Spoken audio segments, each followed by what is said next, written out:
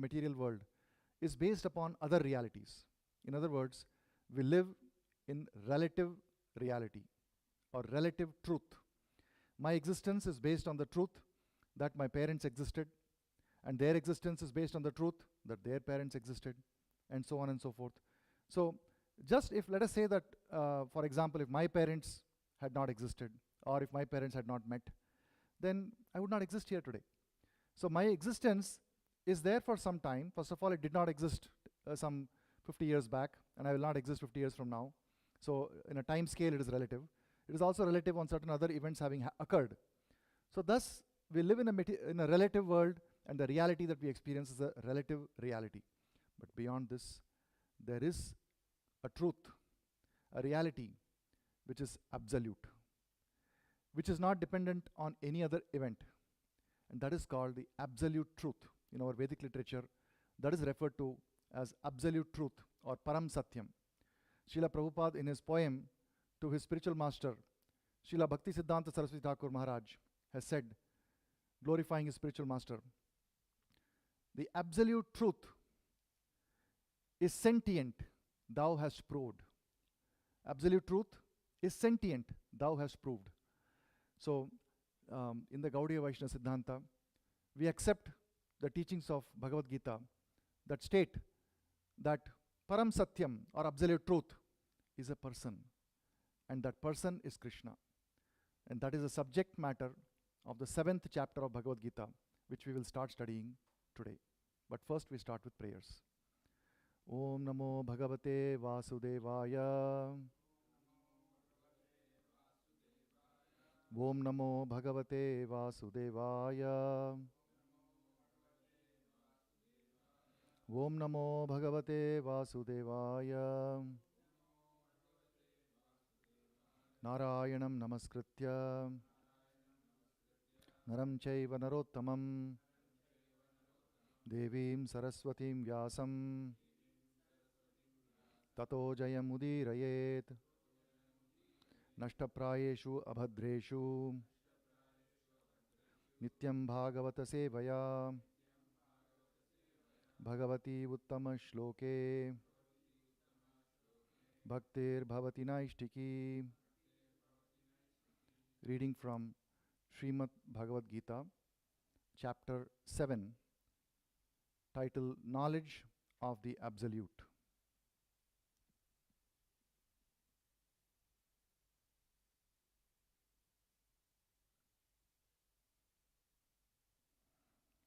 Shri Bhagavanu Vacha Mayi Asakta Manaha Partha Maya Shakta Mana Partha Yogam Yunjan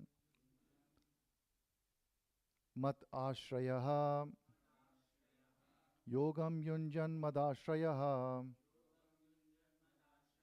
Asamshayam Samagram Mam Asamshayam Samagram Mam Yatha Gyashyasi Tat Shrunu Yatha Gyashyasi Tat Shrunu. Shri Bhagavan Uvacha Maya Shakta Mana Partha Yogam Yunjan Madashrayah Asamshayam Samagram Mam Yatha Gyashyasi Sachrunu. Shri Bhagavan Uvacha Maya Sakta Mana Partha Yogam Yunjan Madashrayah Asamshayam Samagram Mam Yatha Gyashyasi Sachrunu. Shri Bhagavan Uvacha Maya Sakta Mana Partha Yogam Yunjan Madashrayah Asamshayam Samagram Mam Yatha Gyashyasi Tachrunu.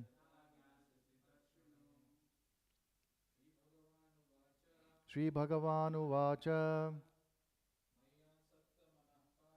Maya Sakta Mana Partha Madashrayah Yogam Yunjan Madashrayah Asamsayam Samagram Mam Asamshayam Samagram Mam Yatha Gyansyasi Tat Shrunu. Yatha Jnasyasi Tat Shrunu. Shri Bhagavan Huacha Shri Bhagavan Uvacha Maya Saktamana Partha Maya Sakta Mana Partha Yogam Junjun Madashrayam Yogam Yunjan Madashrayah Asamshayam Samagram Mam Asamshayam Samagram Mam Yatha Gyasasi Tatshrunu. Yatha Jnasyasi Tat Shrunu.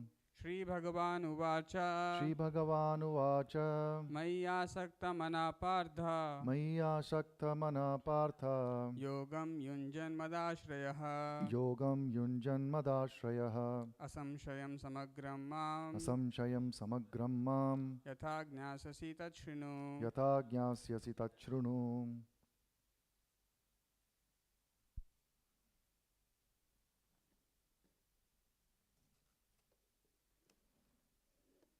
Online.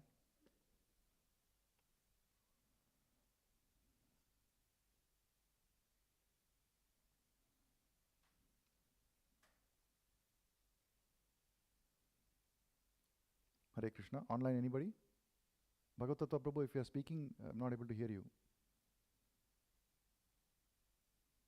So, can you please repeat? Sorry, my laptop was on mute. Can you please repeat? Shri Bhagavan Uvacha Maya Shakta Mana Partha Yogam Yunjan Madashrayah Asamshayam Samagram Mam Yatha Jnasyasi Tat Shrunu. Shri Bhagavan Uvacha Maya Shakta Mana Partha Yogam Yunjan Madashrayah Asamshayam Samagram Mam Yatha Jnasyasi Tat Shrunu. Shri Bhagavan Uvacha Maya Shakta Mana Partha Yogam Yunjan Madashrayah Asamshayam Samagram Mam Yatha Jnasyasi Tat Shrunu. Shri Bhagavan Uvacha Maya Sakta Mana Partha Yogam Yunjan Madashrayah Asamshayam Samagram Mam Yatha Jnasyasi Tat Shrunu. Shri Bhagavan Uvacha. The Supreme Lord said, Mai, unto me, Asakta Manaha, mind attached, Partha, O son of Pratha, Yogam, self-realization, Yunjan, so practicing, Madashrayaha, in consciousness of me, Krishna consciousness, In consciousness of me, Krishna consciousness. Asamshayam, Asamshayam, without doubt, without doubt. Samagram, completely, completely. Mam, unto me, unto me. Yatha, Yatha, as much as, much as. Jnasyasi, Jnasasi, you can know, Tat, Tat, that, Shrunu, try to hear. Translation and purport by His Divine Grace, A.C. Bhaktivedanta Swami, Srila Prabhupada. Jai Srila Prabhupada. Translation. Now hear, O son of Pratha, Arjuna, how, by practicing yoga in full consciousness of me, with mind attached to me, you can know me in full, free from doubt. Translation with repetition. Now hear, O son of Pratha, son of Pritha, Arjuna, Arjuna, how how by practicing yoga by practicing yoga in full consciousness in full consciousness of me, of me, with mind attached with mind attached to me, to me, you can know me in full, you can know me in full, free from doubt. free from doubt. Purport. This is a bit long purport, so please stay with me and pay attention. In the 7th chapter of Bhagavad Gita, the nature of Krishna consciousness is fully described. Krishna is full in all opulences, and how he manifests such opulences is described herein. Also, 4 kinds of fortunate people who become attached to Krishna and 4 kinds of unfortunate people who never take to Krishna are described in this chapter. In the first 6 chapters of Bhagavad Gita, the living entity has been described as non-material spirit soul, which is capable of elevating himself to self-realization by different types of yogas. At the end of the 6th chapter, it has been clearly stated that the steady concentration of mind upon Krishna, or in other words, Krishna consciousness, is the highest form of all yoga. By concentrating one's mind upon Krishna, one is able to know the absolute truth completely, but not otherwise. Impersonal Brahmajyoti or localized Paramatma realization is not perfect knowledge of absolute truth because it is partial. Full and scientific knowledge is Krishna, and everything is revealed to the person in Krishna consciousness. In complete Krishna consciousness, one knows that Krishna is ultimate knowledge beyond any doubts. Different types of yoga are only stepping stones on the path of Krishna consciousness. One who takes directly to Krishna consciousness automatically knows about Brahmajyoti and Paramatma in full. By practice of Krishna consciousness yoga, one can know everything in full, namely the absolute truth, the living entities, the material nature, and their manifestations with paraphernalia. One should therefore begin yoga practice as directed in the last verse of the 6th chapter.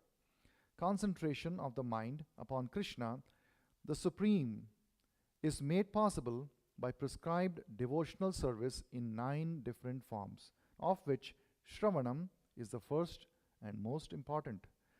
The Lord therefore says to Arjuna, Tat Shrunu, or hear from me. No one can be a greater authority than Krishna, and therefore by hearing from him, one receives the greatest opportunity for progress in Krishna consciousness. One has therefore to learn from Krishna directly or from a pure devotee of Krishna, and not from a non-devotee upstart puffed up with academic education. In Srimad Bhagavatam, this process of understanding Krishna, the Supreme Personality of Godhead, the Absolute Truth, is described in the 2nd chapter of the 1st canto as follows. Shrinvatam swakatham Krishna punya shravana kirtanaha hridayantastho hyabhadrani vidhunoti suhritsatam nashtaprayeshu abhadreshu nityam bhagavata sevaya bhagavati uttama shloke bhaktir bhavati naishtiki tadarajastamo bhava kamalobhadayaschaye chetaye tairanaviddham stitam sattve prasidati evam prasanna manaso bhagavad bhakti yogatah bhagavad tattva vijnanam mukta sangasya jayate भिद्यते हृदय गंतिश्चिद्यन्ते सर्व संशयाः क्षीयन्ते चास्य कर्माणि दृष्ट्वा एवात्मनीश्वरे. To hear about Krishna from Vedic literatures, or to hear from him directly through the Bhagavad Gita, is itself righteous activity. And for one who hears about Krishna, Lord Krishna, who is dwelling in everyone's heart, acts as a best wishing friend and purifies the devotee who constantly engages in hearing of him. In this way, a devotee naturally develops his dormant transcendental knowledge. As he hears more about Krishna from the Bhagavatam and from the devotees, he becomes fixed in the devotional service of the Lord. By development of devotional service, one becomes freed from the modes of passion and ignorance, and thus material lusts and avarice are diminished. When these impurities are wiped away, the candidate remains steady in his position of pure goodness, becomes enlivened by devotional service, and understands the signs of God perfectly. Thus, Bhakti Yoga severs the knot of material affection and enables one to come at once to the stage of asamshayam samagram, understanding of the supreme absolute truth personality of Godhead. Bhagavatam 1.2.17 to 21. Therefore, only by hearing from Krishna or from his devotee in Krishna consciousness can one understand the signs of Krishna. Thus ends the wonderful transcendental Bhakti Vedanta purport.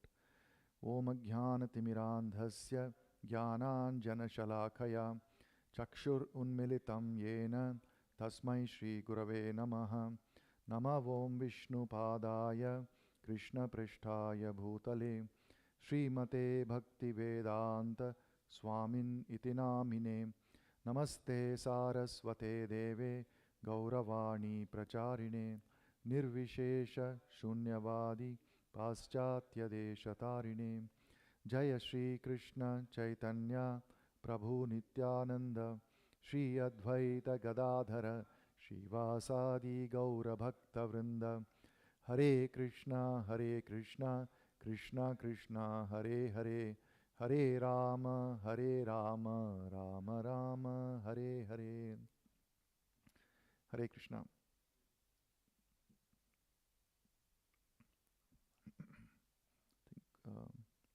Is the recording turned on? Okay.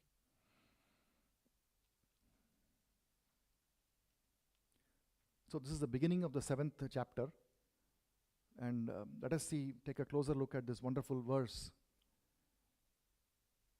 And Krishna is speaking, is continuing from 6th chapter, where Krishna was speaking as well. The verse is Sri Bhagavan Uvacha Mai Asakta Mana Partha Yogam Yunjan Madashrayah Asamshayam Samagram Mam Yatha Jnasyasi Tachrunu. Sri Bhagavan Uvacha, Krishna is speaking. Krishna, the Supreme Personality of Godhead, full in 6 opulences, is speaking. And this has a very special significance to this verse. Because he is saying the crucial words, Tachrunu, hear from me. Today's session, today's class is titled Hear from Me. Now, if the hearing, somebody is asking us to hear from him, then there is a value to that statement depending upon who that person is. Often there are politicians and various personalities of different varying degrees of achievement, celebrity status in this world. And when they say, hear me, listen to me, I'm saying something important, then depending upon their status, people take note of what they're saying and do accordingly. At home, when the mother or father says something, sometimes if children are in the mood to hear, they will hear. But there is an authority figure. But if the parent says something to the neighbor's children, will they hear? They will not hear. But here, the Supreme Father, the Supreme Creator and the originator of all cosmic manifestation is saying, hear from me. And there is a special significance to this.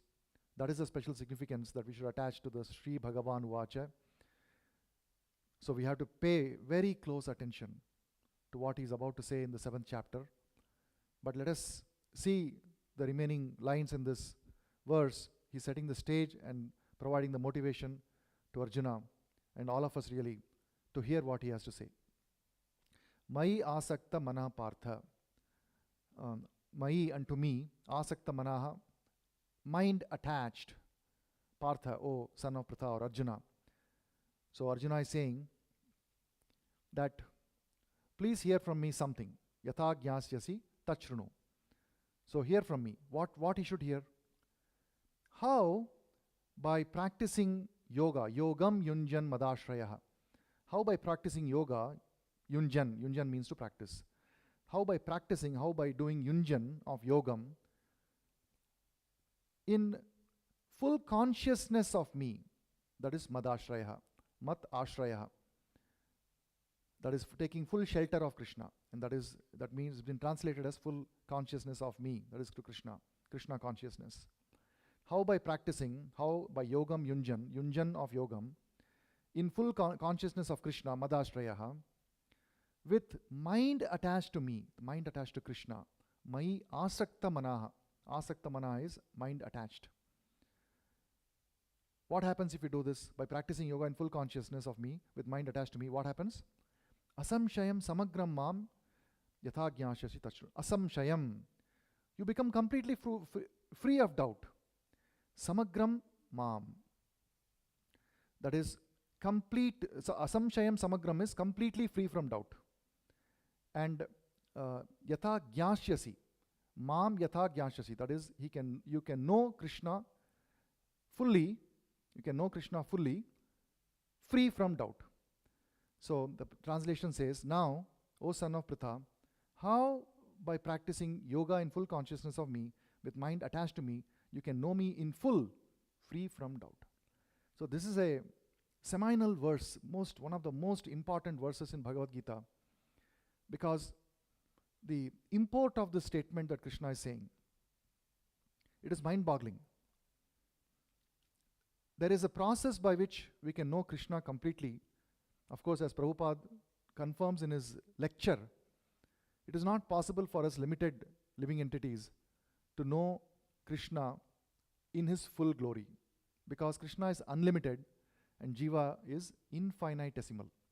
As a living entity, we are infinitesimal, whereas Krishna is infinite and is ever expanding. Even if at a point in time you know him in full, at the next moment he has expanded, and therefore it is not possible to know Krishna in full at all times. At a point in time, at a point in snapshot, you might know him, but the next moment you don't know him. But in any case, it has been stated that for billions of years, Anantasesha has been glorifying the qualities of the Supreme Lord with his thousands of hoods, thousands of mouths, and he is still unable to completely glorify the Supreme Lord. So the glories of the Supreme Lord are infinite and unending. It is impossible for us to completely know him. But here what Krishna means is, we can know him in full, free from doubt, to the extent that we need to know him, to the extent that we are benefited in knowing him, to the extent that we can achieve the perfection of life, which is to go back home, back to Godhead, and become free from the dualities of material world. So that is the verse. Mahi asakta manah partha yogam yunjan madashraya asamshayam samagram mam yatha jnashyasi tachrunu. So if somebody is not hearing after this powerful opening statement in the subsequent verses, can only be concluded that such a person has no understanding of the suffering that is undergoing in this material world. Because anybody who has any dim awareness of the suffering that we are undergoing will immediately take advantage of this facility provided by Krishna and very seriously take this instruction given by Krishna to hear him carefully. Now let us see further what Prabhupada is saying in purport, in explanation of this verse, and then we will also see the importance of the hearing process as well.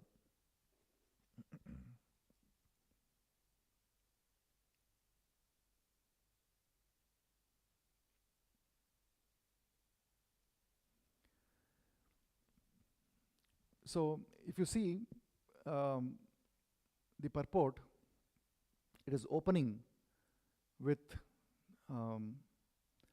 a brief glimpse into the 7th chapter. It says, in this 7th chapter of Bhagavad Gita, the nature of Krishna consciousness is fully described. Prabhupada sometimes uses these wonderful, incredibly simple and yet deeply profound opening statements and closing statements. If anybody wants to learn, it is impossible to actually reproduce this or learn this in fully, the way Prabhupada is explaining it. And still, one cannot help but be completely stunned by the opening statements and the very, very carefully chosen words. In this 7th chapter of Bhagavad Gita, the nature of Krishna consciousness is fully described. See, actually the chapter title of 7th chapter is Knowledge of Absolute. Knowledge of Absolute. That is the title of the 7th chapter of Bhagavad Gita. Knowledge of Absolute. So, and this is the first line of the purport of the first verse of the 7th chapter. Prabhupada could have said that this chapter is about absolute truth, or this chapter describes knowledge of absolute truth, or he could have said this chapter describes the knowledge about absolute truth, who is a person, and that is Krishna. He could have said any of these things, but he's saying something very profound. The nature of Krishna consciousness is fully described. This is the importance that Prabhupada gives to the process of Krishna consciousness, the nature of Krishna consciousness, and you will see that described in the purport also, that the significance, the absolute, wonderful, extraordinary significance of the process of Krishna consciousness, because we hear this term so often that we think that this is just a brand name created to perhaps propagate a movement, International Society for Krishna Consciousness. It's a brand name. It is a way to propagate a philosophy. There's a tagline. For example, various corporations, they come up with a company name, and then there's a tagline. And the tagline every year, every 2 years or 3 years, the company will pay millions of dollars to some marketing consultants. Then they'll come up with a revised tagline. They'll say that, oh, this particular tagline doesn't really suit the image of the company, so let us change the tagline. So sometimes people may think like that is a sectarian movement and Krishna consciousness is a marketing phrase or a tagline, but it is not like that.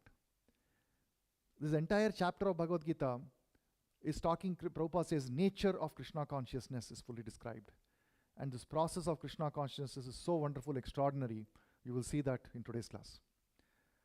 So Prabhupada says, Krishna is full in all opulences, and how he manifests such opulences is described herein. So you'll see that in the 7th chapter, there are various opulences of the Supreme Lord have been described. Also, the 4 kinds of fortunate people who become attached to Krishna, and 4 kinds of unfortunate people who never take to Krishna are described in this chapter. So sometimes when somebody is, we are meeting somebody and we are trying to explain Bhagavad Gita in a summary, you might have read Bhagavad Gita 2 or 3 times. First of all, one must read Bhagavad Gita cover to cover, fully, at least once. But one must really read it a few times so that the summary, and we also went through a chapter summary in the year 2020 as soon as COVID hit. One of the things we did was we went through a chapter summary of various chapters, and hopefully some of you have taken notes. I would encourage all of you to go through those chapter summary notes once in a while, so that when you're distributing books or when you're meeting people and you want to show Bhagavad Gita, depending upon the inclination of the person, you can quickly summarize the key aspects of what is there in Bhagavad Gita. And see here Prabhupada, how he is summarizing chapter 7 in just 3 lines. Nature of Krishna consciousness, Krishna is full of opulences, and how he manifests those opulences described herein. And then 4 kinds of unfortunate people, and that is there in the 7th chapter. Namam duskriti no mudha prapadyante naradhamaha mayaya bharta jnana asurim bhavam ashritaha. And then the other one, 4 kinds of pious people who surrender to Krishna, who take to the devotional service, devotional process. Chaturvidha bhajante mam janaha sukritino arjuna arto jigyasur artharti jnani cha bhartarishibha. So these are the verses that are there in this chapter.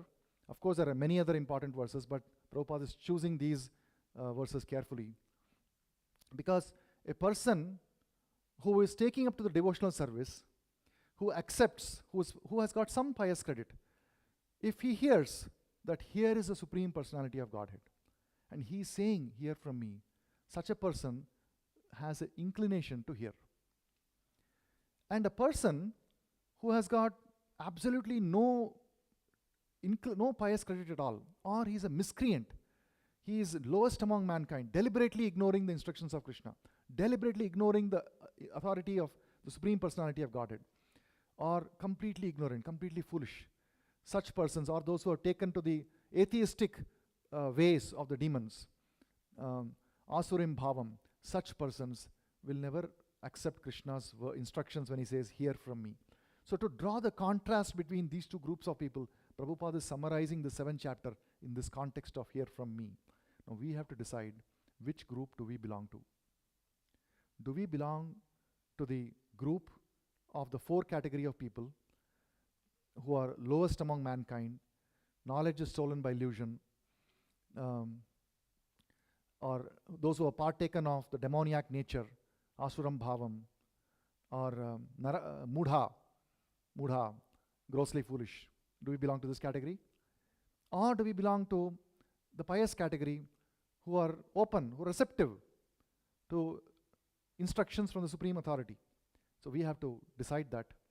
But there is a significance to those, why Prabhupada is selecting those verses to summarize this 7th chapter, and how it occurred to me. I explained it that way. Then Prabhupada continues in the purport. The first 6 chapters of Bhagavad Gita, the living entity has been described as non-material spirit soul, who is capable of elevating himself to self-realization by different types of yogas. At the end of the 6th chapter, it has been clearly stated that the steady concentration of mind upon Krishna, or in other words, Krishna consciousness, is the highest form of all yoga. By concentrating one's mind upon Krishna, one is able to know the absolute truth completely, but not otherwise. So what is the last verse in 6th chapter? Yoginam api sarvesham madgater antaratmana shraddhavan bhajate yomam sameyukta tamo mataha. So by steady concentration of mind, madgater antaratmana, upon Krishna, or in other words, Krishna consciousness, Prabhupada is saying in purport. So the steady concentration of the mind upon Krishna is Krishna consciousness. So Krishna consciousness is the highest form of all yoga. So the nature of that Krishna consciousness, which is the highest form of all yoga, is being described in 7th chapter. And then Prabhupada is saying that by concentrating one's mind upon Krishna, one is able to know the absolute truth completely, but not otherwise. Which means, if you don't concentrate your mind on Krishna, there is no chance of knowing the absolute truth completely. You may know partially, but not completely. The impersonal Brahma Jyotir, or the localized Paramatma, is not perfect knowledge of the absolute truth, because it is partial. So Prabhupada has given this example several times, the impersonal Brahma Jyoti, comparing that to the sunshine, how Brahma Jyoti is compared to sunshine.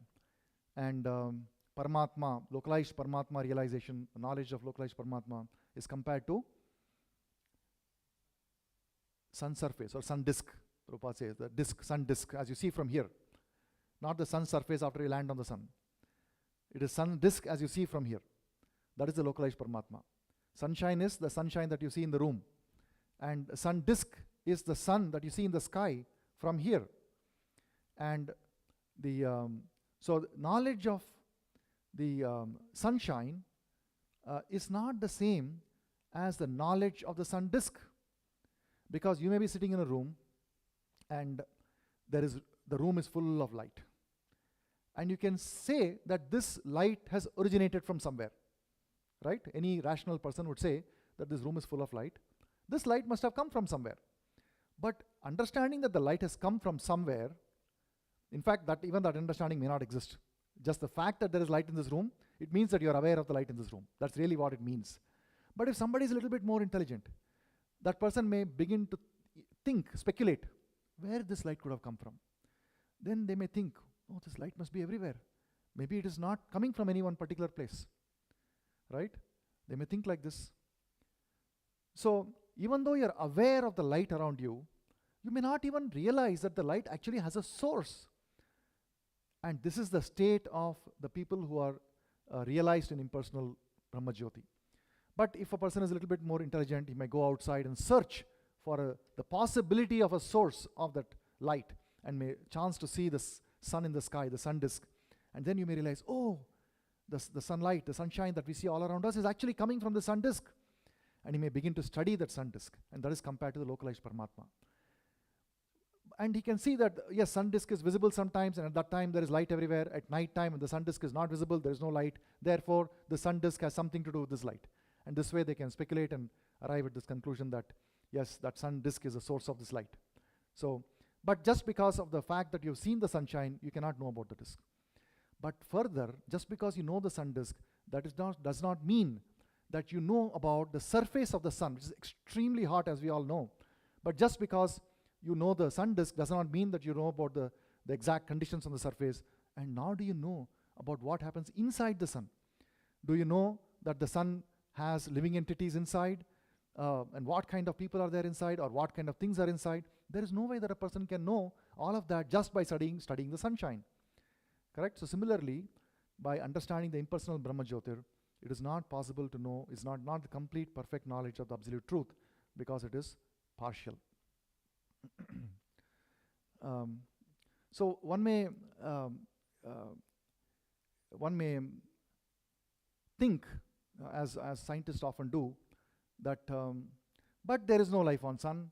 We know that whenever Prabhupada says that there is life on sun, the living entities on sun, but immediately there's a counter that comes in our mind, because we have got the modern scientific conditioning, that what are you talking about? Where is this question of living entities in the sun? This temperature is so hot, how can any living entity survive there?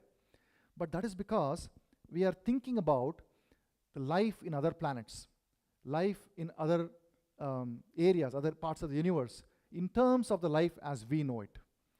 And in fact, this is also a very commonly known scientific quest, to search for life in other planets as we know it. Life as we know it cannot exist on the moon. Life as we know it cannot exist on Mars. This is how you hear the narrative. And of course, now there are counterpoints to that also. Life as we know it also is being discovered in ice particles in areas where they never thought they would find, in several kilometers below Antarctica, where it's so cold that there's no life that was thought to survive, but they are finding some microbes, etc. Life on Earth is based on the proportion of conditions that exist on Earth. Because Earth is so full of water, our body is also full of water. Earth has got soil, our body is also made up of soil. So the kinds of things that we see on Earth makes up our body. Similarly, the kind of things that you see on the sun makes up life on sun. What is the sun predominantly constituted of? It is constituted of heat and fire and light. And therefore, the bodies in the sun are also composed of fire. They are fiery bodies, illuminating in light. Just as if you take any portion of our body, it is very much representative of the proportion of substances found on the earth. Similarly, if you take any body in the sun, that body will be consisting of the proportion of elements found in the sun. Therefore, that is the way we have to think about the life, not the way we see our life. There is a saying in the Vedas, Atmavat manyate jagat. Atmavat manyate jagat. That is, each person in the nature is thinking about himself, that I am like this, and therefore is reflecting himself upon others. It is called projection. In psychology, there is this concept called projection. Since I am envious, he must also be envious. Since I am hurtful when certain things are said, therefore he must also be hurtful. I have experienced all these difficulties, he must also experience these difficulties. Why his life is comfortable? So projecting one's image upon other people is called projection. And in Vedic literature, it is called Atmavat Manyate Jagat. All these scientific philosophies, the core philosophies of them actually have come from Vedic literature only. But people have forgotten that, and they credit various scientists and philosophers for the discovery of those principles. So, but that is not the correct way to understand. We have to understand from Tach Shru, from the authority, from Supreme Lord himself, or his pure devotee when they speak. We have to get, that is the way to get the knowledge. So in Brahma Samhita also it is said, Yascha Prabha Prabhavato Jagadanda Koti Kotish Vasheshu Vasudani Vibhuti Bhinnam Tad Brahma Nishkalam Anantam Asesha Bhutam Govindamadi Purusham Tamaham Bhajami.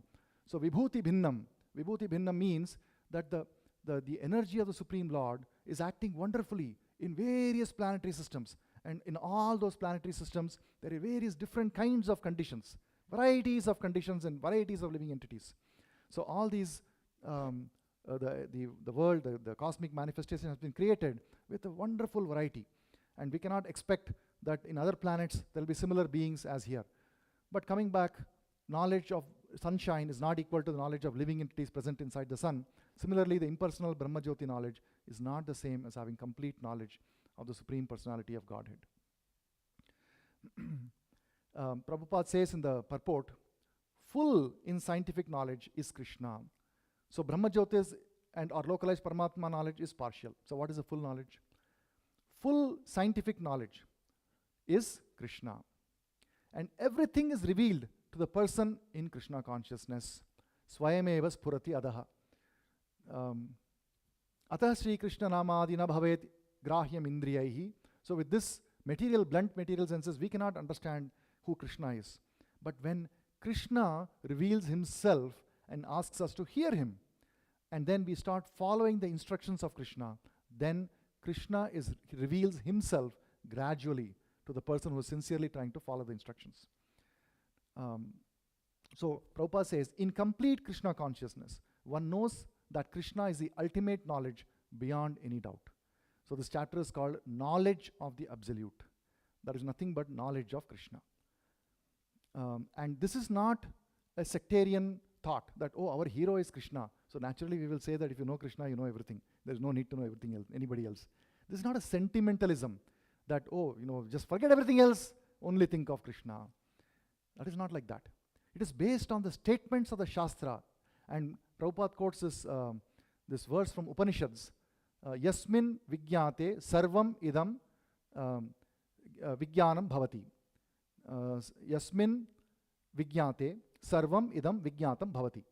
So one who knows Krishna knows automatically everything else. This is a statement in the Upanishad. He doesn't say Krishna explicitly, because the persons who are reading Upanishads or who just finished reading the Vedas and now they are reading Upanishads, they have not yet come to the point of surrender. They have not come to the point of accepting a personal Krishna with a form, beautiful transcendental form. And therefore it's indirectly given, a hint is given that there is a person. There is this absolute truth. That if you know that person, Yasmin means a person. It is not that. It is not a substance. That is actually, in Vedic literature, the words vastu or substance also refers to a person. But in the common language, the word substance means, or a thing, means impersonal, right? Lifeless object.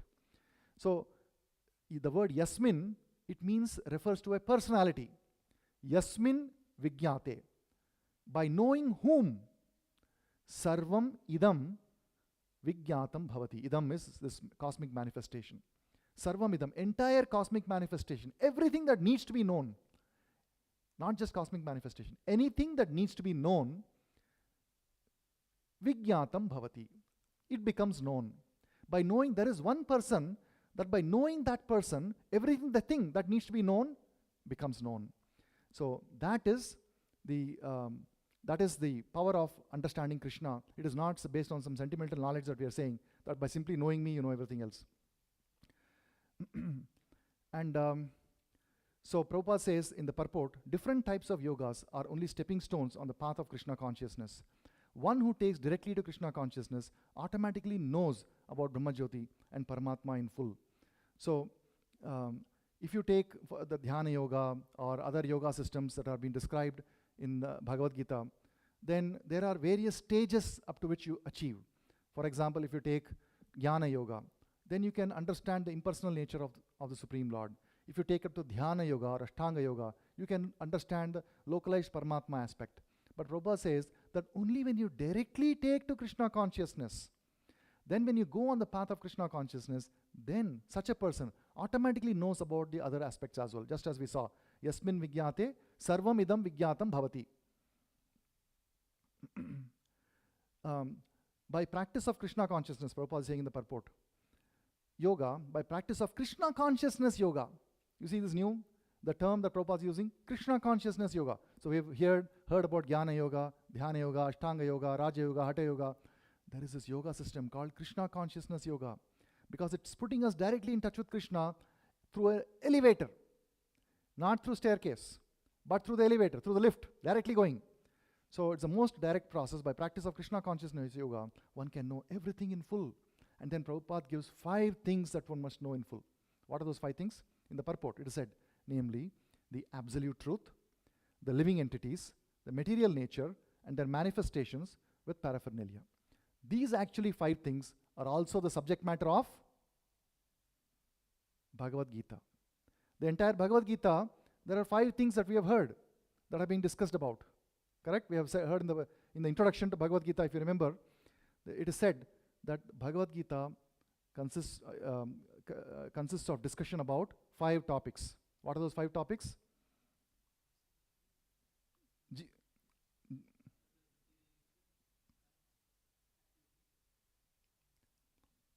Kala. So, Jiva, Ishvara, Prakriti, Kala, Karma.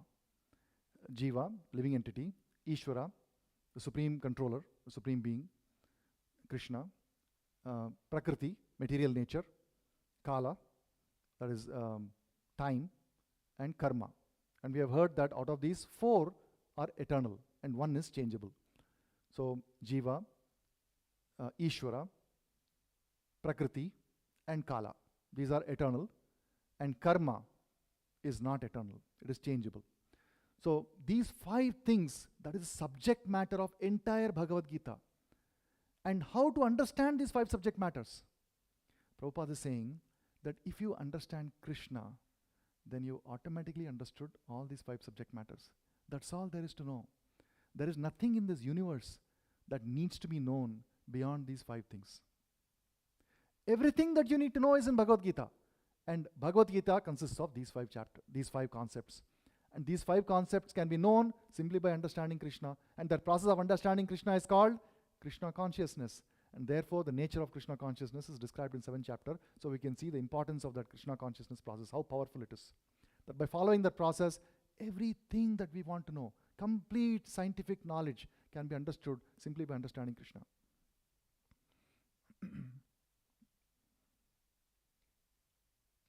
Prabhupada says in the purport, continuing, one should therefore begin yoga practice as directed in the last verse of the 6th chapter. Concentration of the mind upon Krishna or the Supreme is made possible by the prescribed devotional service in the 9 forms.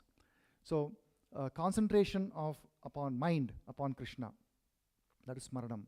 So, the 9 devotional processes, the 9 different forms, starts with Shravanam. And of course, knowing about Krishna, the knowledge of Krishna, we'll come to that Shravanam in a bit.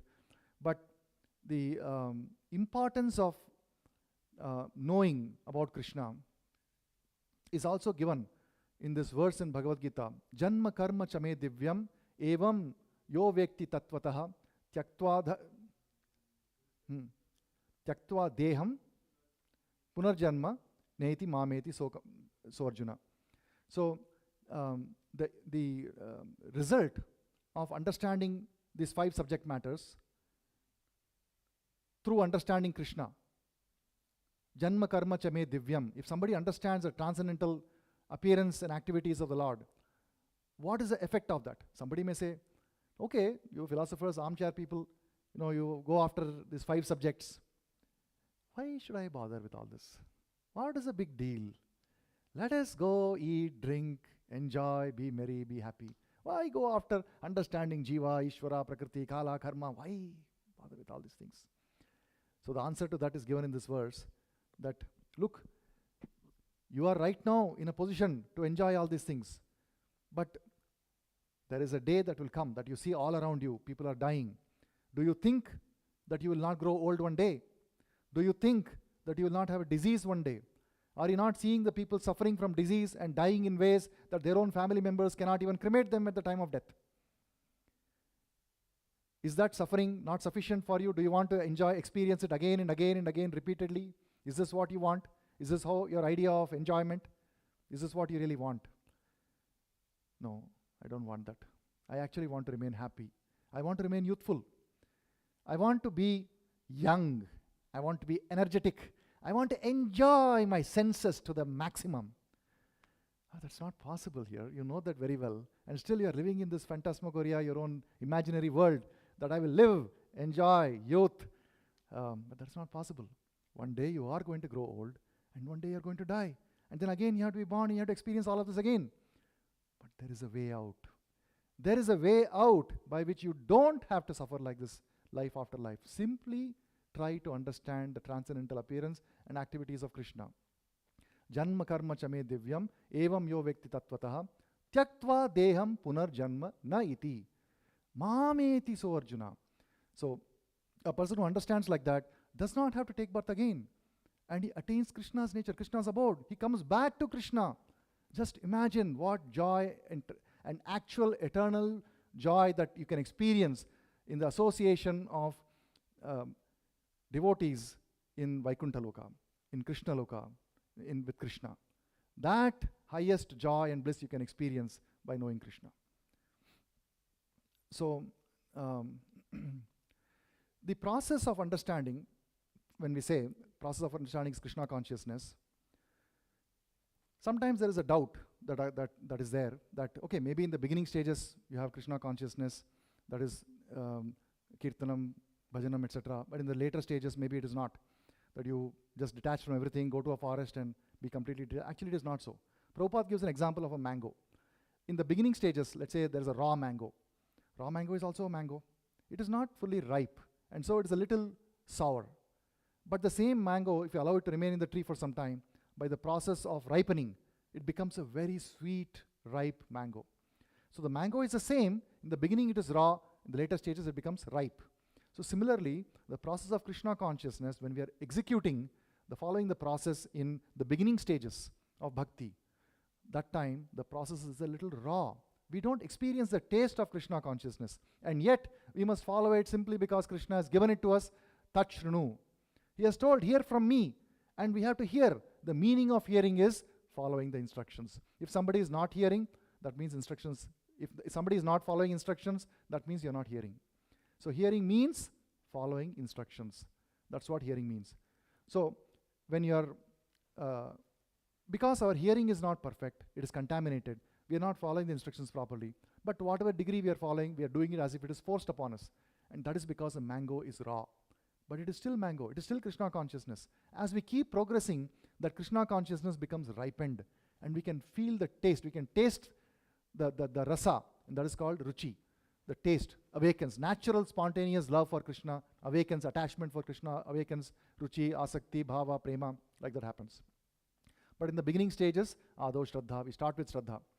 So the 9 process of devotional service has been given.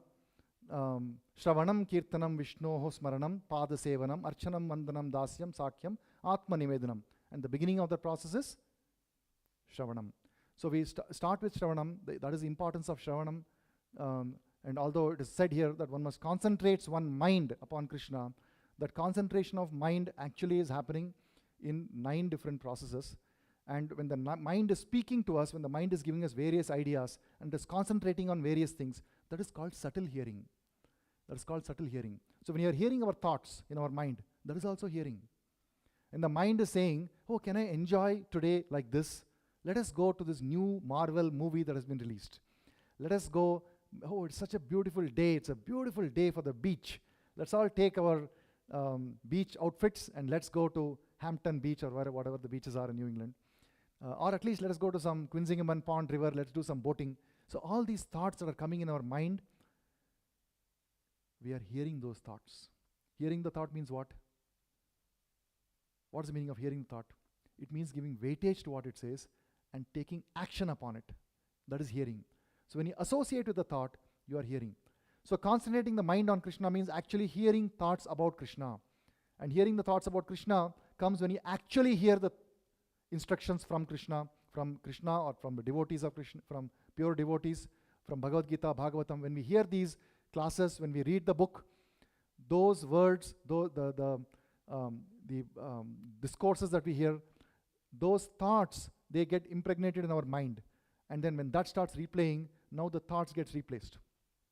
So when we follow the activities of Krishna consciousness, when we hear Krishna's message, those messages, they go into our background mind, and from time to time, the mind is putting that back into the foreground, and we are contemplating upon that. How to do this activity in Krishna consciousness, how to do that activity in Krishna consciousness. Prabhupada gives this wonderful example. What other process is there in this world where simply by digging ground, one can have can achieve transcendental activity status or a platform of transcendence? But in Krishna consciousness, while digging the ground, if you say, oh, the soil is so fertile, let me plant one flower plant, and then I will offer that flower to Krishna. With that intention, when you are digging the ground, that activity becomes transcendental activity. By simply cutting vegetables, which anyway people do every day, but by cutting the vegetables, by thinking, oh, this vegetable is so nice, I'm going to cook something very nice and offer to Krishna. With that intention, when we cut the vegetables, the cutting vegetable becomes a transcendental activity. This is the process of Krishna consciousness, and it starts with Shravanam, hearing. Shravanam Kirtanam. Naturally, a person, once he has started hearing, he will want to preach. Kirtanam. So book distribution or preaching activity, they are all Kirtanam. Shravanam Kirtanam Vishnoho. So Kirtanam means not hearing about some mundane philosophical, mundane wranglers, history, philosophy, etc. Because even if you hear that, you will regurgitate that. The reason why, if you see in the common social media, you will see so many posts which are happening about completely nonsensical things. It is because they are hearing that. When you hear something, there's a natural urge to put it back, to regurgitate that. You want to do kirtanam about that. But what is the process of Krishna consciousness? Shravanam, Kirtanam, Vishnoho. So we have to do kirtana of Vishnu or Krishna. So that is the process. Not that any exalted person or any man in this in this world or demigod, etc. So it is important to know that, and in this chapter also, Krishna is very emphatically clarifying that when he says, Tachrunu from me, Maya asakta mana partha, be attached to me, with mind attached to me, Maya asakta mana partha, yogam yunjan madashraya, in full consciousness of me. That me is Krishna the person.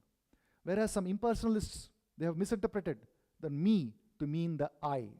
So Krishna is saying me, that is the I within Krishna. You also have an I within you.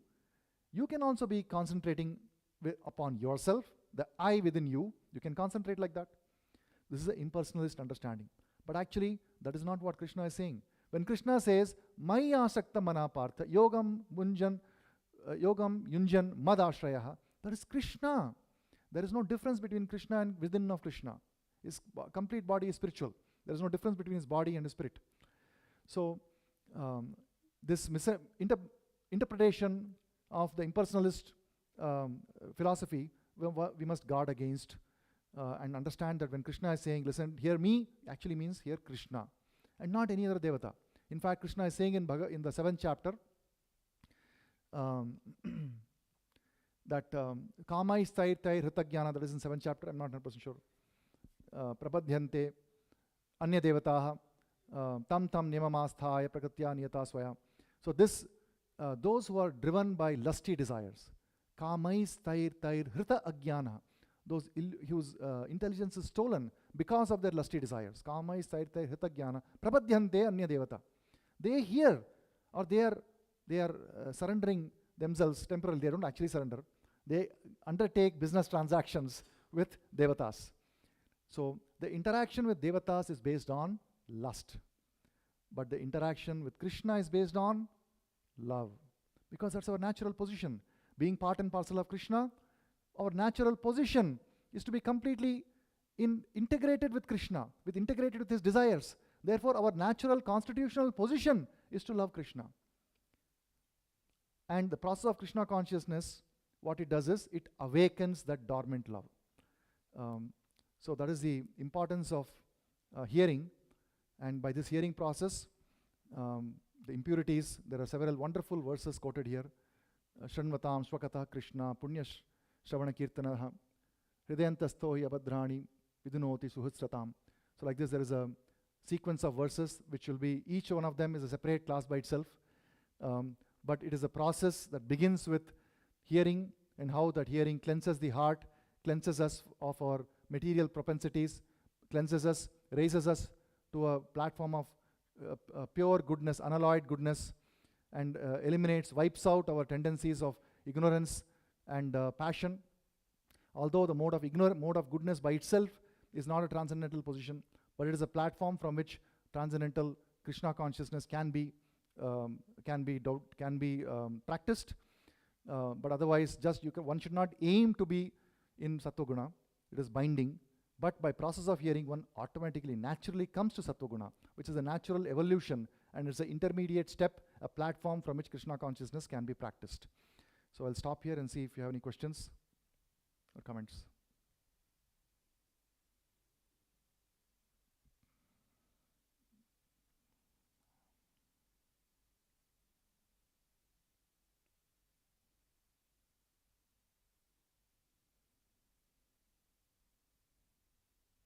Sai, would you like to share something?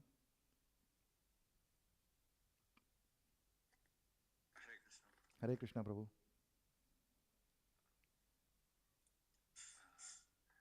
just want to, this is just a comment like, so is about yoga, Krishna explains about yoga in this chapter, Prabhu, completely. Is that a question? No, yeah, sorry. It's a question? You're asking if it's talking about yoga completely. He's talking about something called Krishna consciousness yoga. See, the entire book of Bhagavad Gita is about yoga, right? In the 6th chapter, he was talking about certain other kinds of yoga. But he ends the 6th chapter by saying, who is the highest yogi? The highest yogi is one who is Madgater Antaratmana. So one who is completely always in full consciousness of Krishna. And he's starting the 7th chapter also with the same statement. Madashrayaha. Yogam Yunjan Madashrayaha. That is, and he's saying that what is the benefit of such a yogi? A person, a Krishna conscious yogi, a person who's practicing Krishna consciousness yoga, what is the benefit? He comes to know all that there needs to be known. The 5 topics that we talked about. What are the 5 topics? Those are the essence of Bhagavad Gita. Yes, essence of Bhagavad Gita, correct. What are they?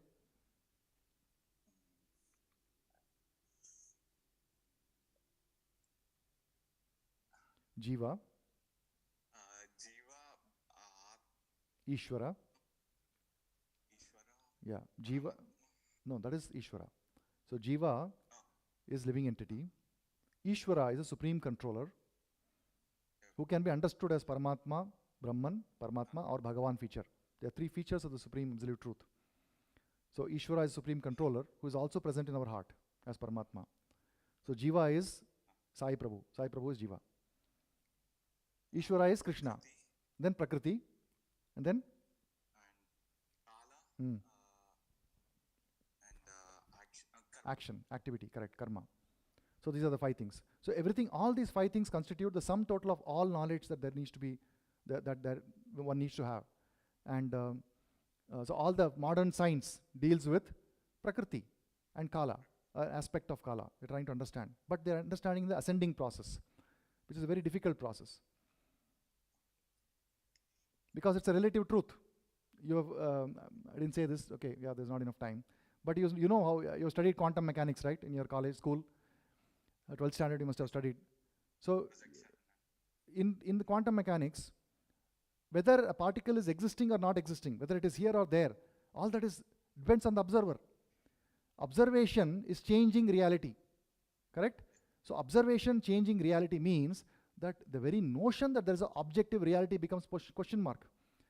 Reality, as is observed by modern science, is relative to the observer. That is the foundation of quantum mechanics.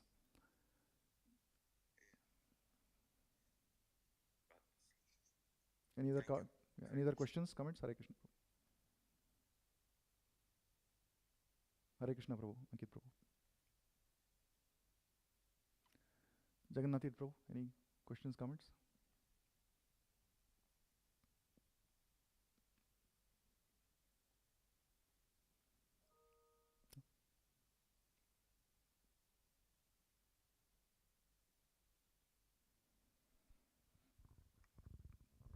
Hare Krishna Prabhu. Hare Krishna Prabhu.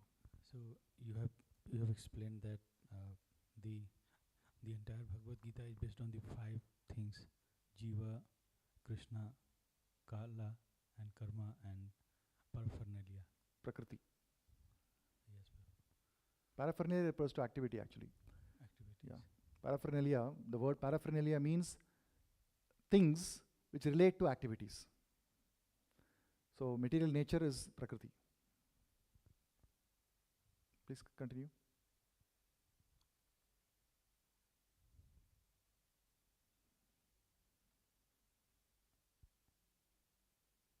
And you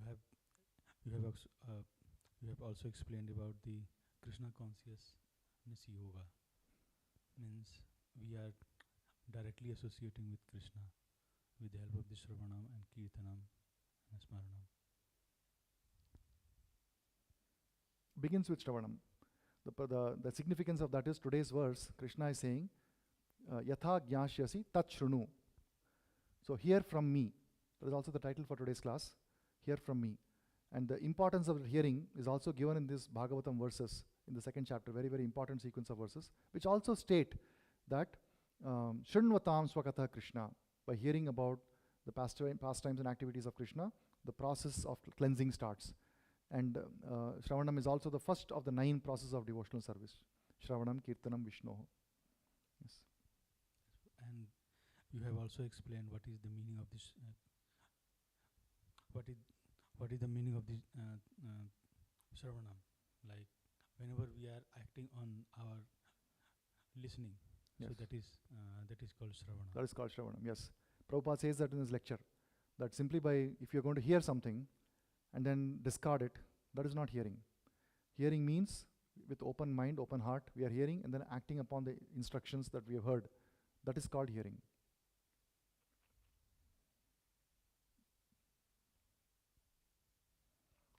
We'll stop here. All of you please come on your camera and repeat after me. Hare Krishna, Hare Krishna, Krishna Krishna, Hare Hare, Hare Rama, Hare Rama, Rama Rama, Hare Hare. Rama Rama Hare Hare. Grantra Srimad Bhagavad Gita ki, Jai. Jagat Guru Srila Prabhupada ki, Jai. Nitai Gaur Premanande. Hari Hari Bol.